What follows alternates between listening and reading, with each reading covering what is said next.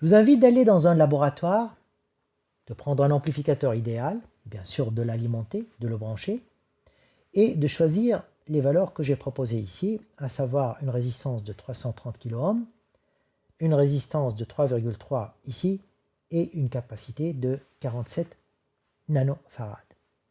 Si je vous dis qu'on voudrait faire un intégrateur avec ceci, pourquoi on a ajouté cette résistance de 330 kΩ en parallèle avec la capacité? Si cette résistance n'était pas là, qu'est-ce qui se passe avec cet ampli? Cet ampli il se retrouve avec, je le dessine à côté, il se retrouve avec une capacité de contre-réaction et une résistance. Et une valeur de tension à l'entrée, V1, par rapport à la masse. Et nous nous intéressons à la tension de sortie, V2. Je vous rappelle qu'une capacité, elle va toujours se comporter par rapport à la tension à ses bornes avec la dérivée. Le courant qui la traverse, C fois dU sur dt, nous donne le courant I. Que se passe-t-il si quelque part dans cette tension V1, il y avait une composante continue? Donc vous n'avez pas une source de tension sinusoïdale, mais vous avez un défaut de la source que vous utilisez qui ajoute une petite composante continue.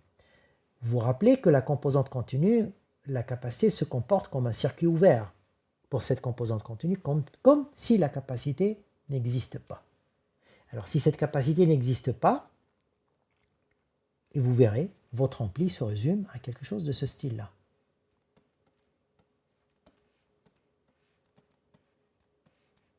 Et vous avez une source de tension V1 par rapport à la masse, et vous avez la tension V2 ici.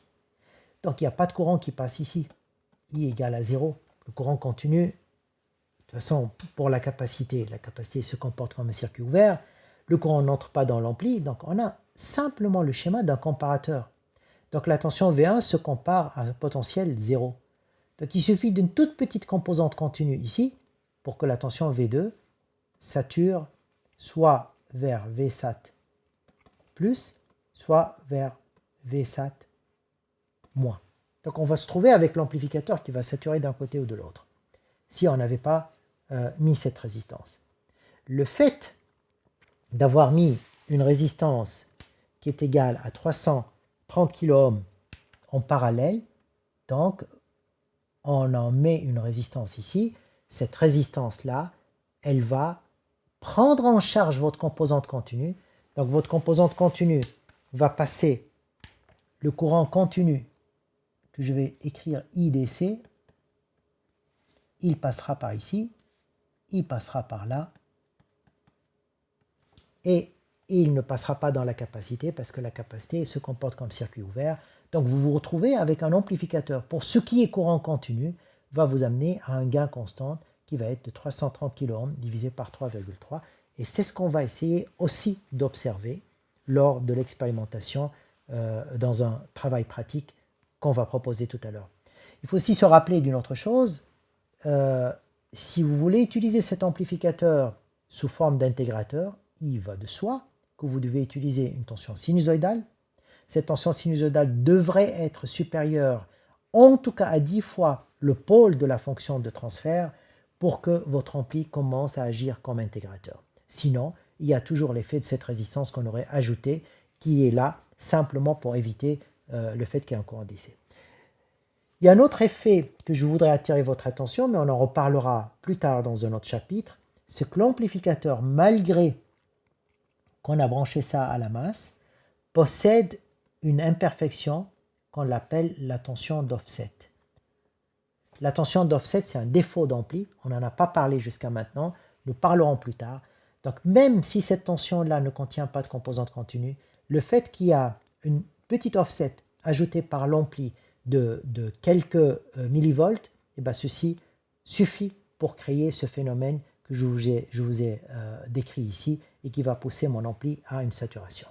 Exactement comme on a fait un amplificateur qui effectue l'intégrale, on va faire un montage amplificateur qui va réaliser la dérivée. Je pense que là, il n'y a pas besoin de répéter chaque fois la même chose.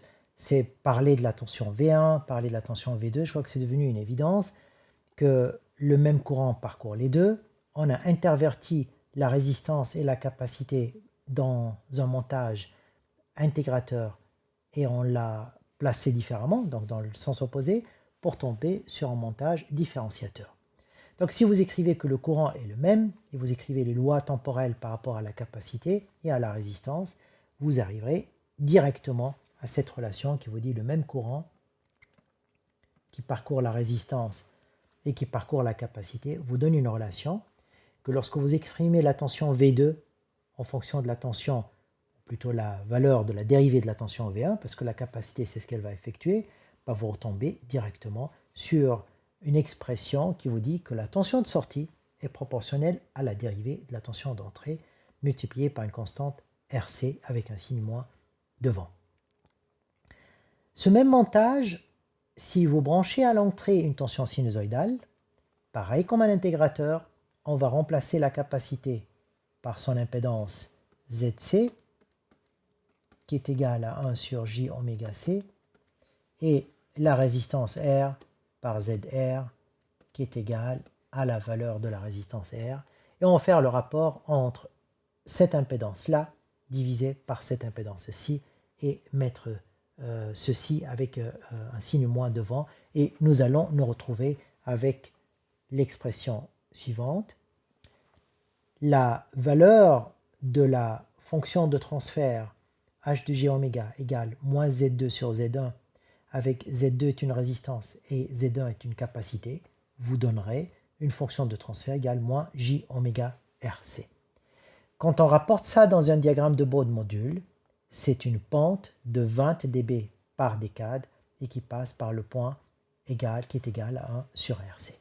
Alors ce même montage, quand on l'utilise en pratique, on a toujours tendance à mettre, donc je vous rappelle le montage avec la résistance qui vient en contre-réaction, R, et on a une capacité qui se trouve à l'entrée, et ce montage, pour éviter qu'il y ait une composante continue qui arrive directement sur la borne négative, on met une résistance série avec la capacité. Je vous rappelle que dans un montage de type intégrateur, on avait la capacité qui se trouve ici, et on avait mis une résistance en parallèle pour que le courant continu traverse la résistance plutôt que la capacité. Et voici à très haute fréquence, quand la capacité se comporte comme un court-circuit, quand oméga tend vers l'infini, donc on est quelque part très loin dans l'axe de pulsation, donc nous souhaitons toujours limiter le gain de l'amplificateur pour que la tension de sortie ne sature pas. Donc nous mettons une résistance en série avec la capacité pour que cette capacité, quand elle sera équivalente à un court-circuit, parce que oméga tend vers l'infini, donc Z tend vers 0 pour la capacité, c'est qui est équivalent à un court-circuit, on se retrouve avec un gain qui est le rapport de R divisé par R1. On a commencé d'abord par introduire ce que c'est qu'un amplificateur opérationnel en général. On a utilisé l'amplificateur comme étant un circuit ou un montage en contre-réaction où des résistances réalisent la contre-réaction autour de l'amplificateur, ce qui a démontré que le gain est indépendant de la fréquence. Donc nous pouvons faire du gain avec ce genre d'ampli et on a fait deux montages. Le montage qu'on appelle inverseur, et de montage inverseur, on a sorti différentes caractéristiques telles que la masse virtuelle. On a fait avec ça un montage sommateur. Nous avons enchaîné après avec le montage non inverseur. Et le montage non inverseur, c'est un montage qui a une entrée qui correspond à l'infini, une impédance d'entrée qui est égale à l'infini, un gain positif. Et on a enchaîné avec quelques applications. Notamment, on a fait un montage qui a permis de faire une impédance négative. On a fait surtout le suiveur en tension. Et tout à la fin, on a étudié la fonction d'intégrateur et la fonction de dérivateur pour montrer que les montages d'amplificateurs opérationnels peuvent être autour des composants qui dépendent de la fréquence et qui nous permettent de modifier le gain de l'ampli en fonction de la fréquence de la tension d'entrée.